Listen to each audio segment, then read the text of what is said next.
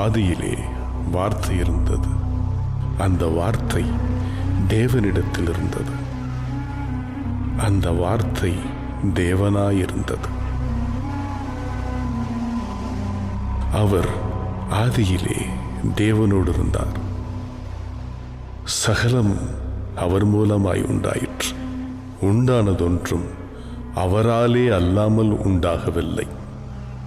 அவருக்குள் ஜீவன் இருந்தது. அந்த ஜீவன் மனுஷருக்கு ஒளியாயிருந்தது. அந்த ஒளி இருளிலே பிரகாசிக்கிறது. இருளானது அதை பற்றிக் கொள்ளவில்லை.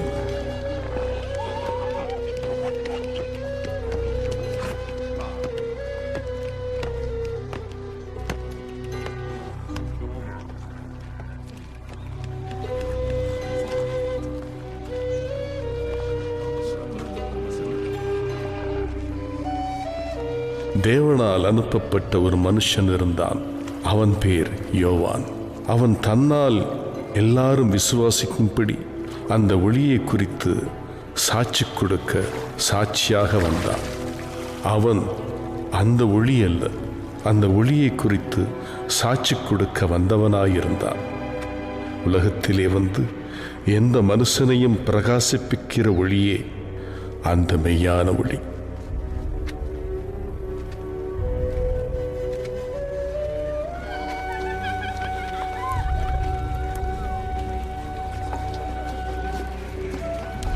அவர் உலகத்தில் இருந்தார். உலகம் அவர் மூலமாய் உண்டாயிற்று. உலகமோ அவரை அறியவில்லை.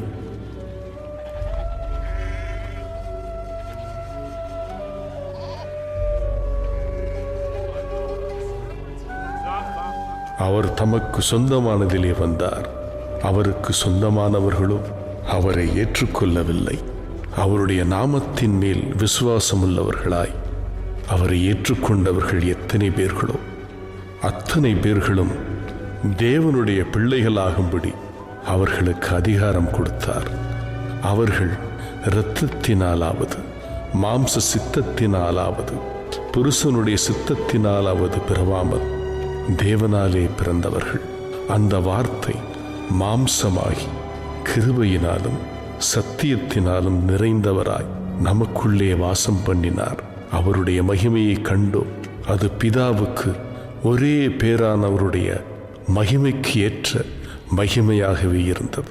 யோவான் அவரை குறித்து சாட்சி கொடுத்து, எனக்கு பின் வருகிறவர் எனக்கு முன்னிருந்தவர், ஆகையால் அவர் என்னிலும் மேன்மையுள்ளவர் என்று நான் சொல்லி இருந்தேனே, அவர் இவர்தான். அவருடைய பரிபூரணத்தினால் நாம் எல்லோரும் கிருபையின் மேல் கிருபை பெற்றோம். எப்படியெனில் நியாயப்பிரமாணம் மோசேயின் மூலமாய் கொடுக்கப்பட்டது. கிருபையும் சத்தியமும் இயேசு கிறிஸ்துவின் மூலமாய் உண்டாயின. தேவனை ஒருவனும் ஒரு காலம் கண்டதில்லை. பிதாவின் மடியில் இருக்கிற ஒரே பேரான குமாரனே அவரை வெளிப்படுத்தினார். எருசலேமில் இருந்து யூதர்கள் ஆசாரியாரையும் லேவியரையும் யோவானிடத்தில் அனுப்பி, நீர் யார்? அவன் மறுதலியாமல் அறிக்கையிட்டதுமன்றி, நான் கிறிஸ்து அல்ல. பின்னே யார்? நீர் எலியாவா? நான் அவன் அல்ல. நீர் தீர்க்கதரிசியானவர் அல்ல. பின்பு நீர் யார்? எங்களை அனுப்பியவர்களுக்கு நாங்கள் உத்தரவு சொல்ல வேண்டும். உம்மை குறித்து என்ன சொல்கிறீர்? அதற்கு யோவான் ஏசாயா தீர்க்கதரிசி சொன்னபடியே, நான் வனாந்தரத்திலே கூப்பிடுகிறவனுடைய சத்தமாயிருக்கிறேன், கர்த்தருக்கு வழியை செவ்வை பண்ணுங்கள்.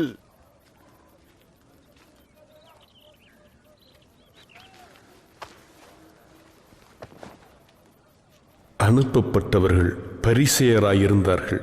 அவர்கள் அவனை நோக்கி, நீர் கிறிஸ்துவும் அல்ல, எலியாவும் அல்ல, தீர்க்கதரிசியும் அல்லவென்றால் ஏன் ஞானஸ்தானம் கொடுக்கிறீர்?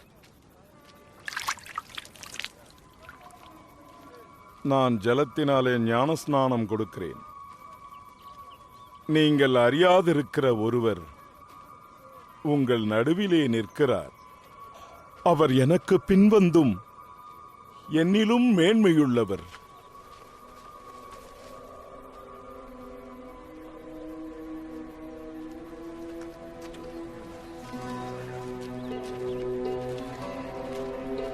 இவைகள் யோர்தானுக்கு அக்கறையில் யோவான் ஞானஸ்தானம் கொடுத்த பெத்தபராவிலே நடந்தன.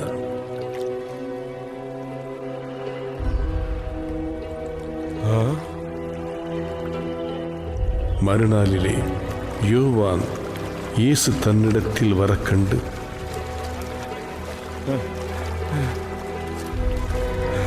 இதோ உலகத்தின் பாவத்தை சுமந்து தீர்க்கிற தேவ ஆட்டுக்குட்டி.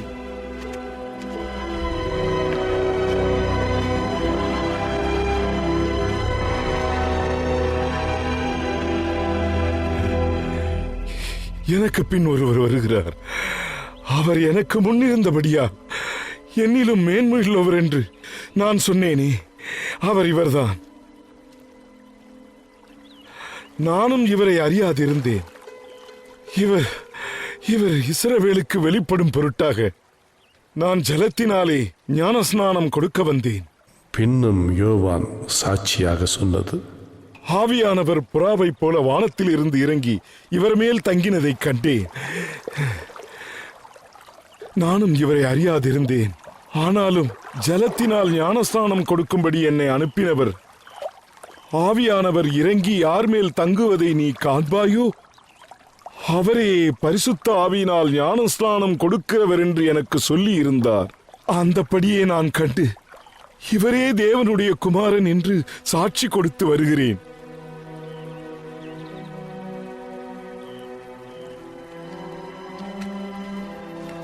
மறுநாளிலே யோவானும் அவனுடைய சீசரில் 2 பேரும் நிற்கும்போது இயேசு நடந்து போகிறதை அவன் கண்டு, இதோ தேவ ஆட்டுக்குட்டி.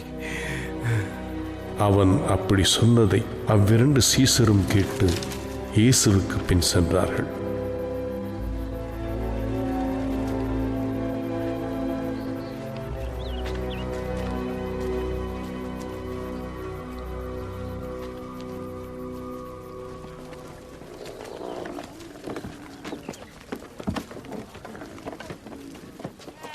இயேசு திரும்பி அவர்கள் பின் செல்கிறதைக் கண்டு, என்ன தேடுகிறீர்கள்? நீர் எங்கு தங்கியிருக்கிறீர், ரபி? ரபி ரபி ரபி என்பதற்கு போதகரே என்ற அர்த்தமா? வந்து பாருங்கள். அவர்கள் வந்து அவர் தங்கியிருந்த இடத்தைக் கண்டு அன்றைய தினம் அவரிடத்தில் தங்கினார்கள். அப்பொழுது ஏறக்குறைய 10 மணி வேளையாயிருந்தது. யோவான் சொன்னதை கேட்டு அவருக்கு பின் சென்ற 2 பேரில் ஒருவன் சீமோன் பேதுருவின் சகோதரனாகிய அந்திரேயா என்பவன். அவன் முதலாவது தன் சகோதரனாகிய சீமோனை கண்டு, மேசியாவை கண்டேன். மேசியா என்பதற்கு கிறிஸ்து என்னுடனே வா, சீக்கிரம் வா, வா வா, அதோ இருக்கிறார்.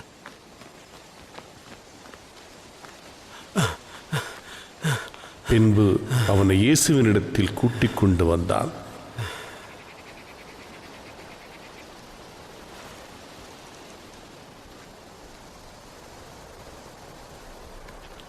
இயேசு அவனை பார்த்து,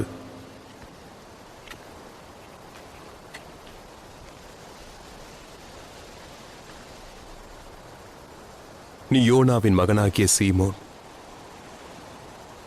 நீ கேபா எண்ணப்படுவாய். கேபா என்பதற்கு பேதுரு என்ற அர்த்தமாம்.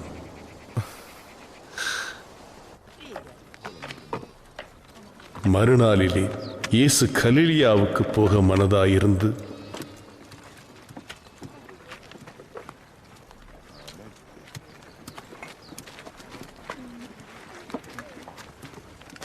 பிலிப்புவை கண்டு அவனை நோக்கி, நீ எனக்கு பின் சென்று வா. பிலிப் என்பவன் அந்திரேயா பேதுரு என்பவர்களுடைய ஊராகிய பெத்சாயிதா பட்டணத்தான்.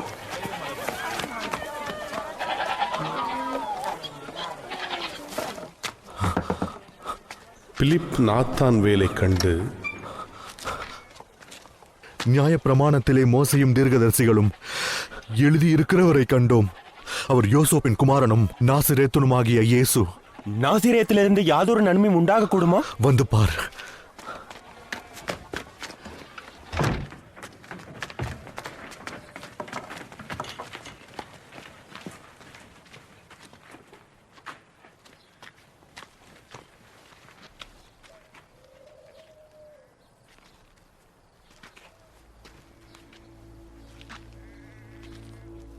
இயேசு நாத்தான்வேல் தம்மிடத்தில் வரக்கண்டு அவனை குறித்து, இதோ கபடற்ற உத்தம இஸ்ரவேலன் என்றார். கபடற்ற உத்தம இஸ்ரவேலன். நீர் என்னை எப்படி அறிவீர்? பிலிப் உன்னை அழைக்கிறதுக்கு முன்னே நீ அத்திமரத்தின் கீழ் இருக்கும்போது உன்னை கண்டேன்.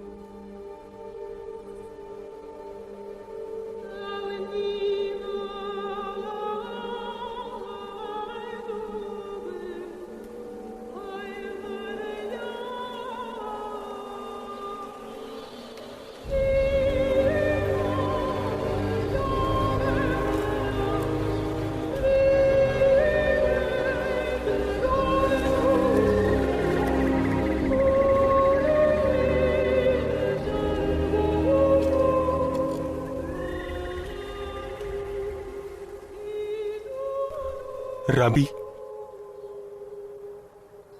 நீ தேவனுடைய குமாரன், நீர் இஸ்ரவேலின் ராஜா. அத்திமரத்தின் கீழே உன்னை கண்டேன் என்று நான் உனக்கு சொன்னதினாலேயே விசுவாசிக்கிறாய். இதிலும் பெரிதானதை காண்பாய். வானம் திறந்திருக்கிறதையும் தேவ தூதர்கள் மனுஷகுமாரனிடத்திலிருந்து ஏறுகிறதையும் இறங்குகிறதையும் நீங்கள் இது முதல் காண்பீர்கள்.